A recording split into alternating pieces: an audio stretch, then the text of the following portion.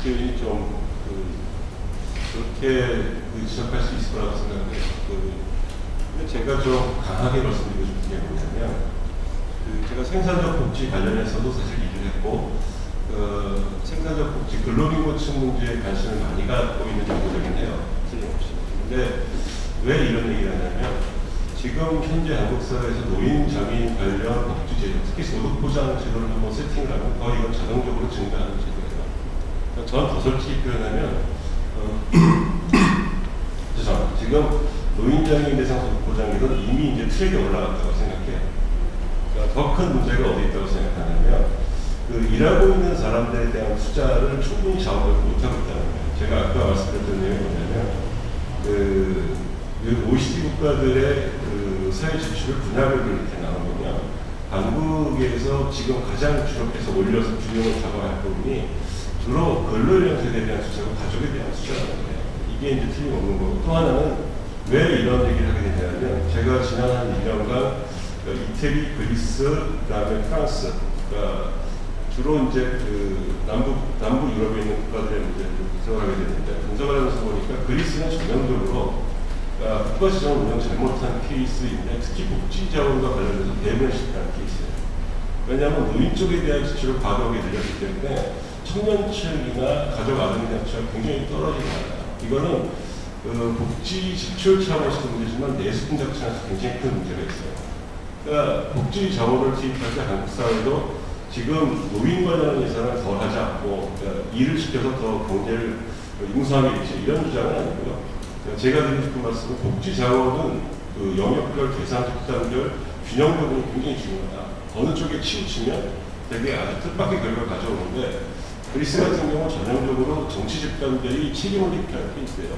그러니까 선거에서 이기기 위해서 노인 투표를 의식한 계속 복지 정책을 추진해왔고, 그런 것들이 장기적으로 지속 가능성을 약화시키는데, 한국도 지금 딱 그런 뭐랄까요, 전환점에 들어서고 있다고 생각을 해요. 그러니까 어느 정도 지금부터 그쪽 부분에 대한 투자를 생각하고 제도를 짜야 한다. 왜냐하면 이런 게 있잖아요. 2007년인가 국민연금 보험료를 인상하는 법안과 기초연금법을 제정하는 문제가 있었는데, 기초연금은 통과됐으나 보험료 인상 법안은 부결했거든요. 왜 그러냐면 정치가들이 생각하기엔 기초연금은 일단 돈을 주는 거니까 지역의 피해에 유리하고, 보험료를 올리는 건 불리하거든요. 근데 이런 행태가 한번 나타났다는 건 정치적으로 굉장히 민감한 사안이에요. 국정체 시대가 열리면 긍정적으로는 시민들의 수익이 추가되지만, 역설적으로 표를 얻기 위해서는 수단과 방법을 달리했거든요. 사실 지금 한국의 정당 자체가 정책 정당으로 부서지지 않기 때문에, 제가 보기에 그런 리스크를 감안한 이 생각들과 전략이 필요하지 않나, 이런 뜻입니다.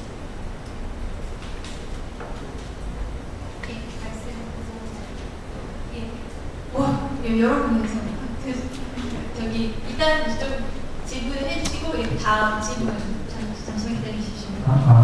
질문 말고 청년유니언 조합원인데 저희 유니언에서 기획하고 있는 복지 관련이 있는데요.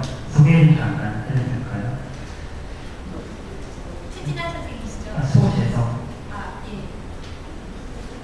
뭐냐면 일단 청년 관련 복지 정책들이 많이 필요한데요. 주거 문제도 있고 노동 문제도 그 당연히 중요한 거고요. 근데 더 중요한 게 뭘까 생각해봤는데, 당장 돈이 없을 때, 급전이 필요할 때 지금 신용이 없어서 빌릴 수가 없잖아요. 보통 뭐 사치를 쓰는 분도 가끔 있다고 하는데 위험하고요. 그래서 저희 청년유니언에서 자체적으로 공공 구조를 만들려고 하는데, 어떤 거냐면 돈을 소액을 빌려주는데 저리로 빌려주던가 아니면 거의 이자 없이 빌려주는 거를 해보려고 해요. 얼마 전에 시나리오 작가께서 돌아가셨는데, 그분이 만약은 그런 제도가 있는 상태에서 그 돈을 빌려서 만약에 급전으로 빌려서 어떤 음식 사 먹거나 뭐 그렇게 되면 좀 더 돌아가지 않으실 수 있지 않았을까 조심스럽게 말씀드리고 싶은데요. 근데 그 자금이 있어야 되잖아요. 그 자금 지금 어떻게 만들 건가 우리 나름대로 또 고민을 하는데, 일단 저희 책을 만들었어요. 책을 만들었는데 제목은 들어갈지 모르겠는데 레알 청춘이라는 책을 만들었는데 그 책을 발간해서 그 수익금을 이제 호혜 자금으로 그 공공 부조로 쓸 생각이거든요. 그리고 얼마를 그 공공 부조로 바로 그 빌려줄 것인지는 지금 설문조사로 사람들한테 얼마나 필요한지 직접적인 설문을 갖고 있고요. 그래서 여기 뭐 학생분들 계시면 도서관에 신청해 주시면 좋겠고, 뭐 시립 도서관도 괜찮고 학교 도서관도 괜찮고, 왜냐면 학생들 돈이 많이 없잖아요. 근데 만약 뭐 중년분들이시라면 돈이 있으실 것 같으니까 직접 사주시면 좋겠고, 뭐 10번씩 하시면 더 좋겠고, 친구들한테 홍보도 해주시면 좋겠어요. 그래서 저희가 그걸 한번, 이건 어떤 그 근본적인 대안은 아니에요. 분명히 아닌데 한번 저희들 노력을 해보는 차원에서 하는 거니까 관심 앞으로도 많이 보내주시고 그랬으면 좋겠습니다. 이상입니다. 김정철 선생님이 전에 그 풀뿌리 사회 그 복지운동 관련해가지고 말씀을 한번 하신 적이 있는데 그 생각이 나네요. 다음 질문 할까요? 노영영 연구위원에게 질문 드리고 싶은데요. 기존에 이제 뭐 복지담론을 주장을 했던 민주노동당이나 진보정당이나 기존 진보정당이나 복지유가 소사이티가 나름대로 이렇게 했다는 이렇게 제기를 했잖아요. 선생님 모르겠습니다. 선생님 얘기를 들어보니까 좀 뭐라고 할까요? 그들이 좀 엉터리로 이야기하는 것 같다. 그런 좀 그렇게 뉘앙스를 들었거든요. 그거 어떻게 되는지 궁금하고요. 그런 얘기를 들었습니다. 기존의 그 진보정당이나 이런 복지담론을 주장했던 그 분들이 우리나라 현실의 기초에 맞지 않게 이렇게 제기했다는 건지 선생님 좀 개인적으로 의견을 듣고 싶었고요. 좀 그런 뉘앙스를 들었거든요. 이게 엉터리다. 복지담론에서 주장하는 게 그런 뉘앙스를 들었는데 좀 듣고 싶고요. 그 다음에 제가 얘기하고 싶은 거는 복지담론이 우리 지금 한국 사회를 치유해 줄 수 있는 아주 맞는 것처럼 얘기하는 분들이 많더라고요. 그래서 저는 그렇게 생각하지 않거든요. 복지담론이 되게 확산되는 것도 제가 생각하는데 정치개혁이나 경제개혁이나 그 다음에 이제 우리 한국 사회 특성 이제 그 남북관계, 그 평화교주 이게 다 같이 맞물려서 가야 된다고 생각을 하는데 복지만 얘기하는 것 같아요.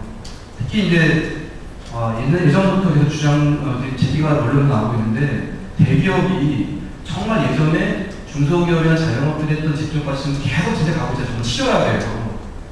그래서 제 생각에는 이런 대기업에 대한 그 확실한 규제나 통제 이런 것들이 진짜 새롭게 사회운동처럼 일어나지 않을까라는 생각도 많이 하고요. 가장 더 중요한 거는 평화 없이 우리가 복지가 없다고 생각합니다. 이명박 정부 들어와서 서해 5도 방위사령인가요? 이게 이제 뭐 연평도 천안함 여건 때문에 그렇게 가고 오히려 이제 국방비 예산이 증가하는 것 같기도 한데 이런 것에 선생님 어떻게 생각하시는지 듣고 저한테 너무 많은 걸 기대하시는 것 같습니다. 제가 아까 이제 복지권을 얘기할 때 제 표현 중에 이상한 뭐랄까요? 제가 복지위원 가면서 제일 경계하는 게 뭐냐면 얼마 전에 토론회를 한 적이 있었는데 어떤 복지학과 교수님이 그렇게 말씀하시더라고요.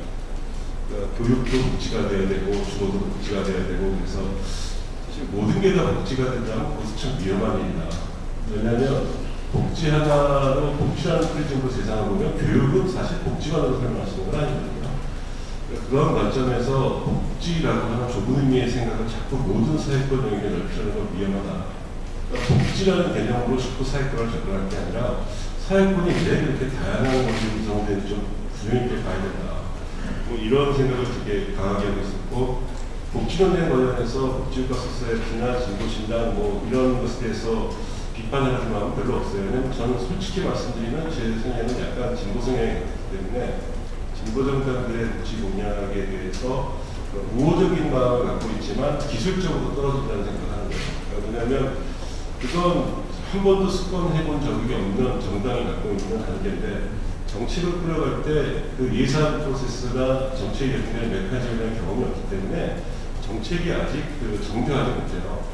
제가 그 담당하시는 분들한테 그렇게 얘기를 하는데 그건 한국 사회에서 오히려 이 사회권 복지 문제에 관한 전문가가 아직 불고정에 충분히 모여있지 않기 때문이다.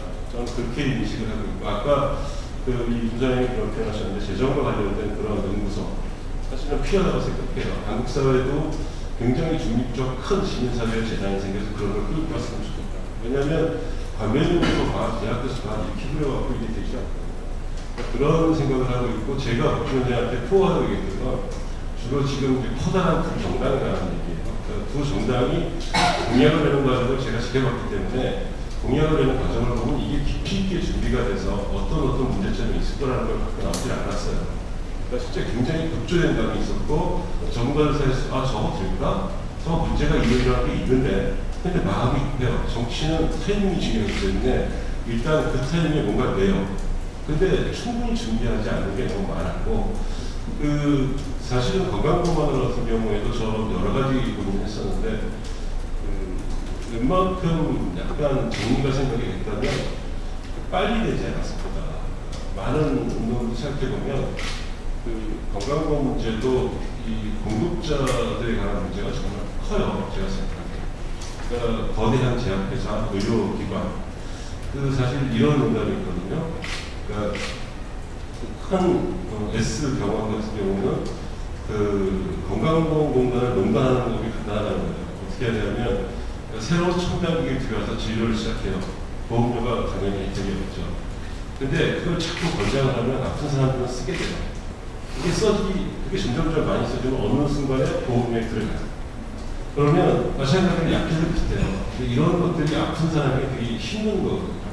근데 한국 사회에서 뭔가 개혁을 하려고 보면 그 개혁과 관련돼서 이해관계가 어디 맞물려 있고 누가 수혜자고 누가 부담자인지를 좀 명확히 보는 게 중요하다. 그 다음에 그 사이에 어떤 문제가 있는지 보지 않으면 결제가 나오지 않는다. 이런 생각을 하고 있었고요. 그러니까 평화까지 가는 건 너무 커서 제가 복지개혁 문제에서 그건 분명히 저도 공감해요. 한국 사회가 글로벌 익센트가 추정을 해서 화제가 된 적이 있었는데 한 2030년쯤 되면 시애틀 인당 GDP가 일본을 능가한다는 거죠. 한국이 굉장히 낙관된 과정을 하는데 그 사이에 두 가지 결과가 있을 수가 있는데 중국과 북한이 있죠.